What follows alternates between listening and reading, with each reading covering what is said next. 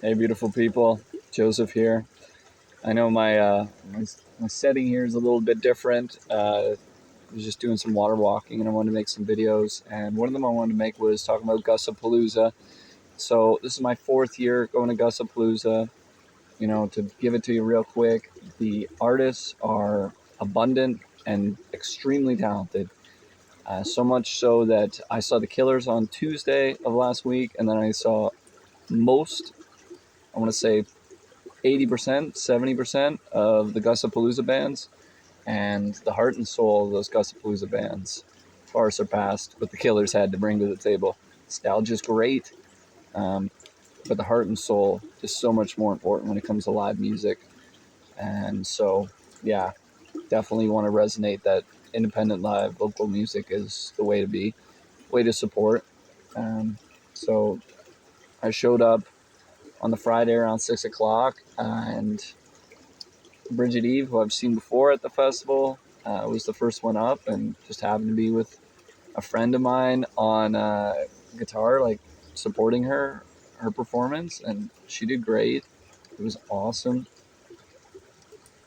And I mean, I probably shouldn't talk about all the bands because all I can tell you is that they were all awesome. Some were super spectacular awesome, some less so. Gussapalooza is great because it's really affordable. It's really accessible. Yeah, you can get live music at your bar for 10, $15 for two or three bands. But to have this much talent and then the opportunity to camp and like really shake hands and hang out with the musicians, I think that's a really VIP experience, to be honest.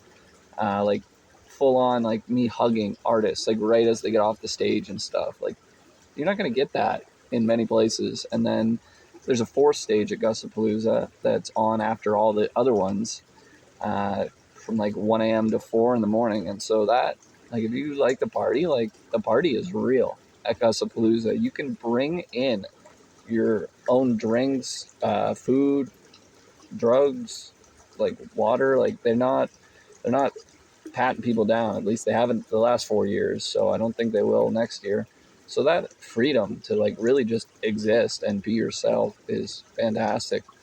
I set up like I didn't sleep there. I slept 30 minutes away in a warm bed, but prior years I've slept there, and setting up like a little temporary bed in my car just to take a nap on Saturday was a sweet idea. And I actually brought soups in jars, mason jars, and warm that up in the heat of the car and have that for a late afternoon snack or dinner was perfect. So good. Um, Three stages at Gussapalooza this year. The acoustic stage was not very acoustic, but it had this sweet like visualizer setup. So the acoustic stage kind of went up in production value. Some of the sound tech work like could use a little consulting with the main sound techs, in my opinion. But I love to hear the vocals, and that's not as important for some people. So I thought overall, like, it was really good. It was a nice upgrade there. So that was awesome. And then like the bands, they full on like support the other artists too. Like they're out there in the audience, which is really awesome. Like it's a really beautiful organic culture. And but the Gussapalooza needs one thing, and it needs more fans. And I know there's a ton of things going on the September 13th to 15th weekend this year. There was Harvest Fest. There was a blues festival in Wasaga. There was a fall fair in Beaton. There's all kinds of events, lots of stuff going on. It's a busy time. And so I wonder if the organizers have ever thought about doing it at a different time that might be less competitive. I don't know, or even a second event, but I hope they consider these things because it's amazing. Also, want to give a huge shout out to the food vendors. There was like 5 food vendors. I had a poutine that was amazing. I had a great time with that poutine. Yeah, there's a little bit of a markup when you're going and getting festival food, but if they're gonna let me bring in my own food or eat in the parking lot, like I can't complain at all. The convenience is amazing. Didn't have to go very far. Got a poutine, came back, didn't miss a beat. Like that's really cool. And they brought the vendor village closer to the stages, which made it feel like there was more people, but I'd say it was probably the same attendance last year roughly. So moving in some direction. I heard there was 1,000 applicants to play the show. like to be at the festival, like, and I think that's really amazing. But where are all these fans? We need these fans to show up. We need these fans to find their place away from corporate, away from the killers, and come listen to these guys, because the heart and soul is there. Like the energy is there. It's where we got to go with it. There's a band from Seattle, General Mojos. They were amazing. They were on the Saturday, and they played right after another amazing band from Montreal called Old Soul. If you're ever in Montreal, you got to check out Old Soul. They were so cool. So cool. Love their vibes. Love their music. Everything about them was fantastic. And these General Mojos, maybe even more so. Um, Again, coming from Seattle, like that's super cool. What else did I want to share with you? Sunday is always depressing because like there's less people there. People are getting burnt out from 2 days of partying. People start leaving, and it's like these are still amazing artists. Like you gotta stay. I stayed for the last two scheduled performances, and I caught like a tailwind of one that got pushed back, rescheduled because I guess something happened. They couldn't play when they were supposed to at 3 o'clock, so they played a later spot. But yeah, the John Peterkin's band the was amazing. Like the dude's a real honest, real dude. Love that guy. With his buddy Sean, and he had a drummer Andre. Their bass player didn't show up. I'm curious if it changed their performance at all with the bass player not there, but didn't bother us in the crowd. None. We had a great time. Love how the artists understand we do really want the originals, but most of them give us at least one cover, and I think that's awesome too. Great dynamics. You get a little bit of this or that to sing, even when you don't know the original music. Um, yeah, Kill Death Radio was really cool. They have guys in other bands that I like from the Bay Area. So they were freaking awesome. Don't know if I can put that sticker on my car though. Kill Death Radio on my car. I don't know, man. I'm a little bit more love and light than that, so gotta find a place to put this sticker for them they gave me. Um, really great musicians, love their music. It's just a little bit psychotic, I guess. Hard to go with the love and light on them, but they were great. Really talented musicians, amazing at their work, great sound. Just I'm not in the market as much for that kind of music these days. What else can I tell you about Gussapolooza? You have to go. That much I should tell you.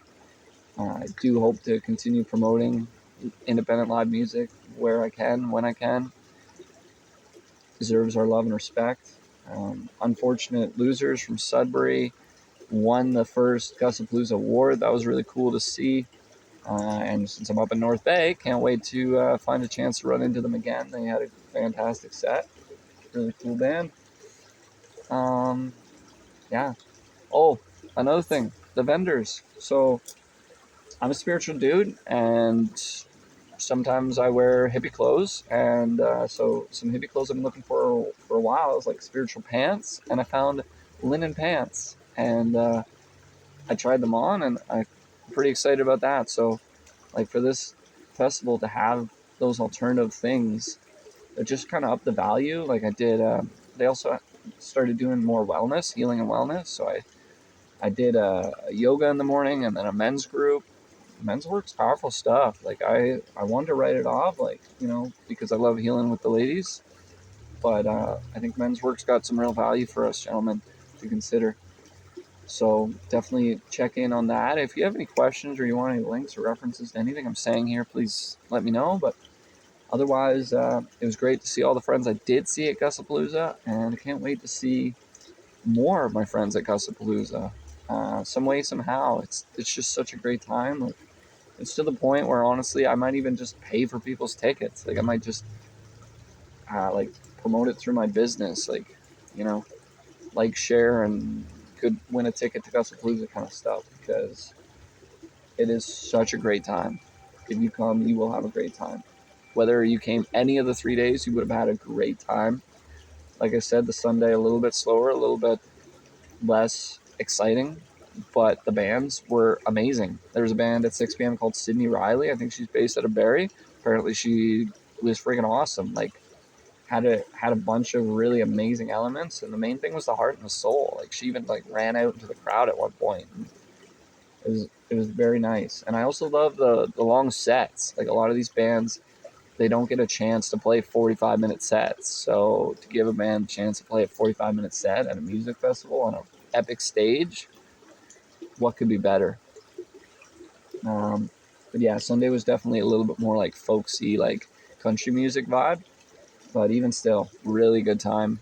I'm not even a fan of that genre, and they were still really, really good time. Yeah, so many great bands, so much love, so much fun, and hopefully I'll see you there next year. Much love, everybody. See you later.